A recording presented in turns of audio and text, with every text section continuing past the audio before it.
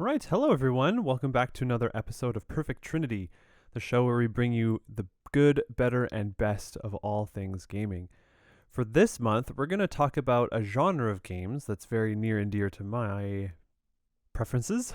We're going to talk about action RPGs, action role playing games, a genre that was born, I guess, in the late 90s with Diablo and has become a cultural hit with a whole bunch of different kind of games and genres and iterations and things like that that are coming out.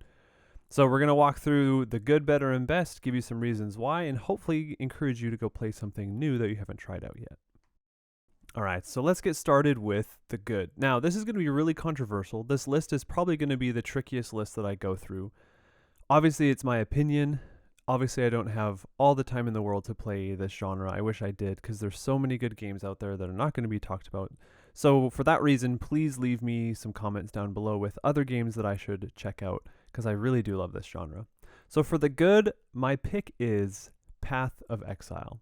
Now, a lot of people are probably going to be upset thinking, hey, this is the best game that's ever been made. It even tops Diablo 2, that kind of stuff.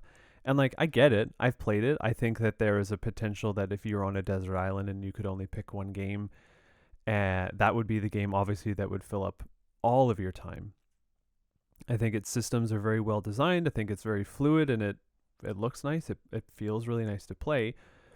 But there's too much. And that's kind of the main point as for why it's only good. The systems are basically overwhelming. I had attempted to try this game multiple times in the past. I think I downloaded it probably a half a dozen times, made a new character, leveled up, went to go put in my first skill point and went, yeah, I don't know if I can learn this language. It's such a massive amount of content to figure out. Thankfully, though, with the help of some videos to help out with, beginner tips and tricks and stuff, I figured out a good enough way to start and went on from there. So it's kind of all of the things with Path of Exile I feel like are double-edged swords. It's really immense and overwhelming, but the other side of that is that there's so much content that you can play forever, right? There's a game developers conference talk where Chris Wilson, one of the lead developers at GGG, talks about how they're designing it to be played forever. And they do that through leagues and different content releases and updating all that kind of stuff. And I mean, they're nailing it. They're getting there. But as a beginner, it's really intimidating to step into it, especially because it's like you're not starting at the beginning. There's already so much that you have to learn. On a more positive note, the amount of customization that you have for your characters and for your skills is just incredible. Learning how the skills work is really fun. You don't have a skill tree in that sense of, I'm going to unlock Firebolt and then I'm going to be able to unlock Fireball. It's really based in the gear that you use. And so you find these gems that you socket into items, and some of them will be active skills and some of them will be support skills that add, additional characteristics to your attacks and stuff. And I think it's just fantastic that there's that kind of variety of customization. And you can power things up in a really specific, precise way. So again, in that sense, it's very welcoming because it's very simple to just socket in an attack, socket in some kind of support and go. But then the min-maxers are going to have a field day saying, we want these gems and these things synergize with this better than the other things. And there's tons of stuff that you can do with it. And then with items themselves, they have abilities also. So you get effects what's the word?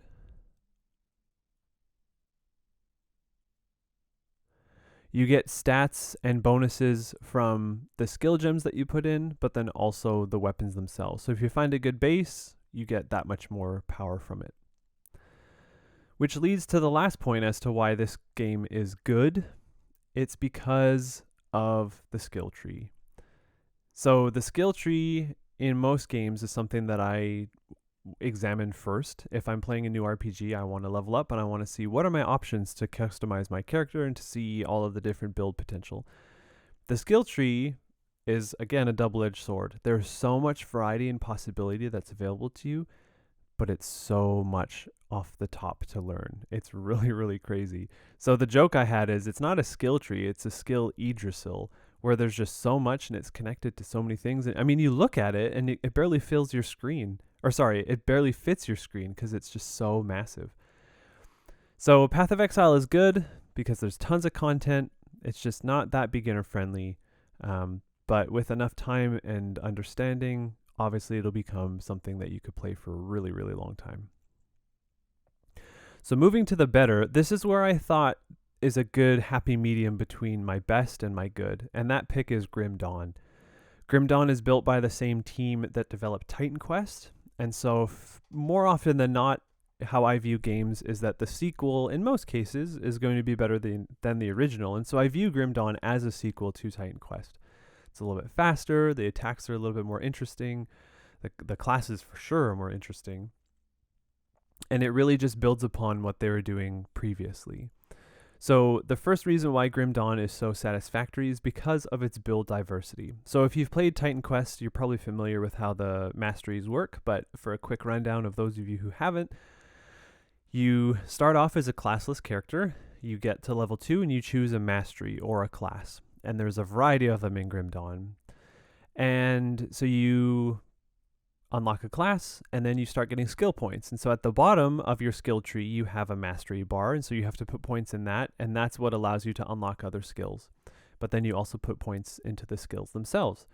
And the skills in Grim Dawn are really interesting because you have kind of your basic either, attack skill or buff skill or something like that, but then they also have nodes down the skill tree that empowers or alters them in some way. So it's kind of, again, like what Path of Exile is doing with its gems. And so in order to unlock those points or those abilities further down skill trees, you need to put points into your mastery bar. But then what's really, really, really fascinating is that at level 10, you can unlock a second mastery, and so you can dual class. And for most cases, I haven't seen too many cases where you just single class.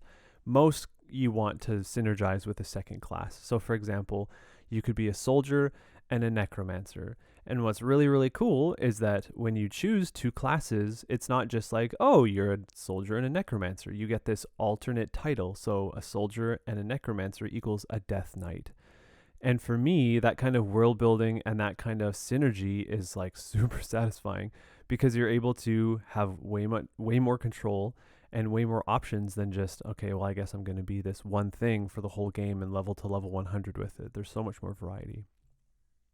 So that's the first great thing about Grim Dawn, is that there's all those different kind of possibilities and synergies. The second thing, when I play action role-playing games, I really want to just kind of turn my brain off. I'm not playing Divinity Original Sin 2. I'm not trying to follow narratives. I'm not necessarily even really trying to complete quests. I really just want to shoot stuff or, smack stuff. I want to see hit point bars go down. I want to see experience bars goes up, and I want to see these explosions of loot to see what kind of cool stuff I get. And Grim Dawn really satisfies that. It's really simple. And I play with a controller, so all I'm really doing is holding down one button to attack, walking around, and all that stuff happens. Likewise, there's this loot filter that's built into it, so you can get rid of a lot of the noise and the stuff that you're not even going to use. You can make it so specific that you only see one type of drop with one type of attribute for one type of character. Like, it's really, really specific. And in addition to that, you're not exploring random maps. Now, that's probably going to be a point of division with a lot of listeners. Path of Exile does random maps. A lot of other RPGs or action RPGs make that a staple, and that's how they encourage replayability. What I love about Grim Dawn, though, is essentially, well, it's two factors when it comes to this kind of simplicity. If you want to complete quests, most often than not, you're kind of going in one direction. You go probably northwest, maybe northeast, because the acts are kind of split up in that side. You explore one side of the map and then the other side of the map. And so it's really just, well, I'm going to keep going in this direction because that's where the next stage is.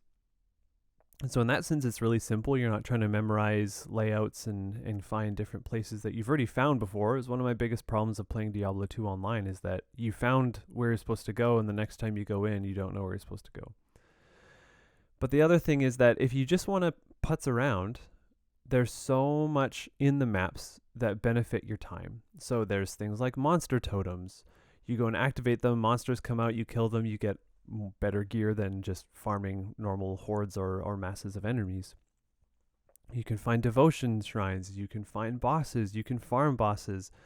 And the way that the waypoints are laid out is that a lot of these farming trips are really simplified and you don't have to do a whole lot, and it makes your time really, really valuable, and it rewards you for, I can play 15 minutes, you can get something meaningful done in 15 minutes, which is very rare for this kind of genre.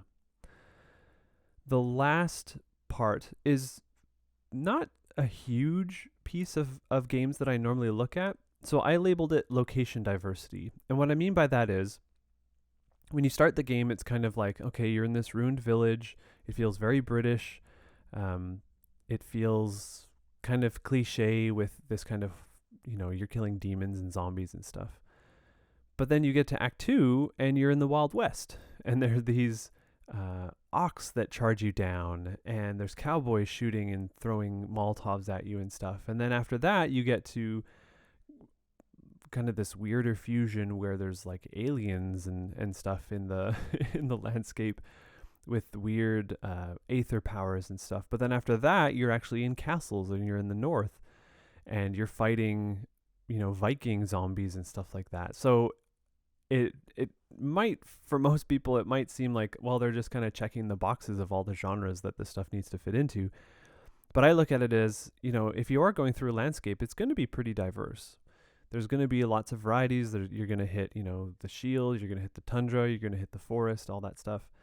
And it just works really well to have enough of a diversity in terms of landscape that it feels fresh and new when you're playing it and exploring it. So that's why Grim Dawn is my better, is that it's a happy medium, it rewards your time really well, and it's just a fun game to look at. And there's a lot of other systems that I didn't talk about. I don't think it's nearly as complex as Path of Exile, but there is levels of complexity there for people who want to min-max and do hardcore and all that kind of stuff. There's roguelike dungeons, there's kind of raid bosses, there's a crucible mode, which is a survival horde mode, and just really, really great ways to level up and feel powerful. And that's not even talking about the loot, right? I didn't mention the loot for basically the better or good games, because loot is just always something fascinating with action role-playing games. For the best, this one was really hard because, I could have made the argument that Path of Exile is the best because there's so much content. Could have made the argument that Grim Dawn is the best because it respects your time and it doesn't require you to put in 4 or 5 hours a day to really stay on top of things. So what I went with for best, and I feel this is the correct choice, is Diablo 2. I feel that Diablo 2 is the best because when it's talked about, or when people talk about their action role-playing game, they often say, we're trying to make our version of Diablo 2. That's the one that holds up. Now, I've played Diablo 1. I wasn't blown away by it, but Diablo 2 basically is always installed on my computer and multiple computers that I have because it's just so satisfying. I've played every class. There's definitely some that I prefer more than others easily, but it just does it right and it feels really good. Now, I will say, or have a caveat, where I haven't played Diablo 2 Resurrected. I don't really feel like supporting Blizzard at this time. So I play the classic version that I bought when I was like 16. So let's go through the reasons as to why I think that this is the best. First, I think it's really simple in how it's designed. There's not crafting. There's kind of crafting. They put crafting in later, but you're not finding a whole bunch of stuff. All the things that you craft with are things that you'd use normally anyways, runes, gems, that kind of stuff. So you're finding things that you'd be leveling up or combining normally, and then you have kind of these alternate uses for it. The skill trees, I think, are one of the best forms of design in any action role-playing game. I think that they absolutely nailed it when it comes to that. You have the three trees per each character. It's really clear how everything works together and what you have to unlock first. Putting in the synergies was an absolute brilliant design choice as well, because now I have all these extra points because your skills cap out at 20. I have all these points. Where am I going to put them? You're going to put them in the synergies to power things up. So that's really cool. And the attribute points. as much as I dislike how the attribute points work in Diablo 2, especially because most of them are obsolete, because there's only 4, there's not 6 like a normal RPG. Grim Dawn only has 3, which I think is really interesting. But it's really simple to level up.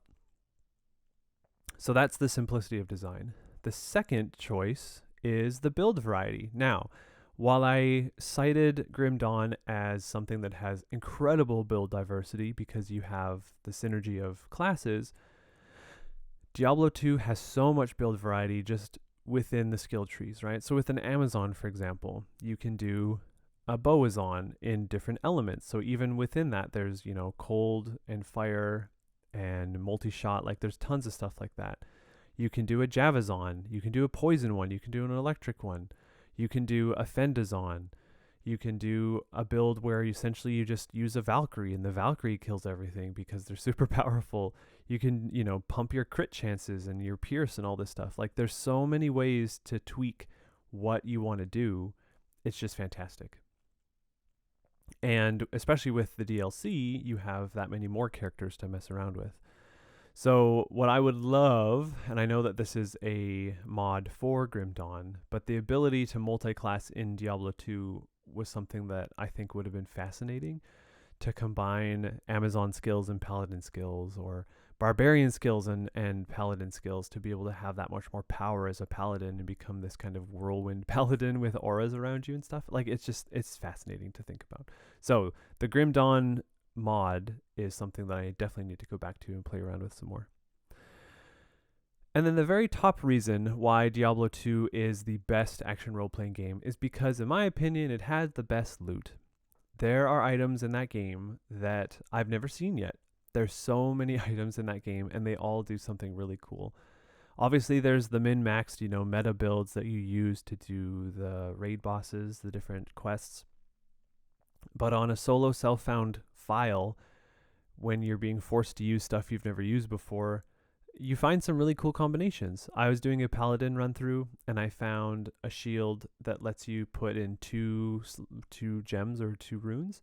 I put in 2 perfect topazes, and you have crazy high resistances. Like that kind of stuff is fascinating. The set items as well. This is something that's kind of over all ARPGs, but I love games that have sets.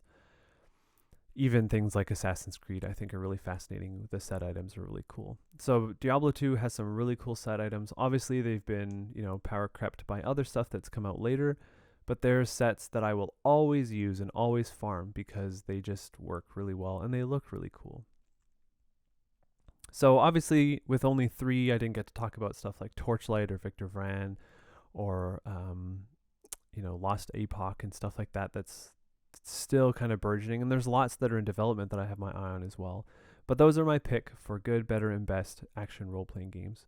So if you have any suggestions for ones that you would like me to check out, or if you agree or disagree with any of the ones that I've suggested, please let me know in the comments down below. Thank you for listening, and we'll see you next month.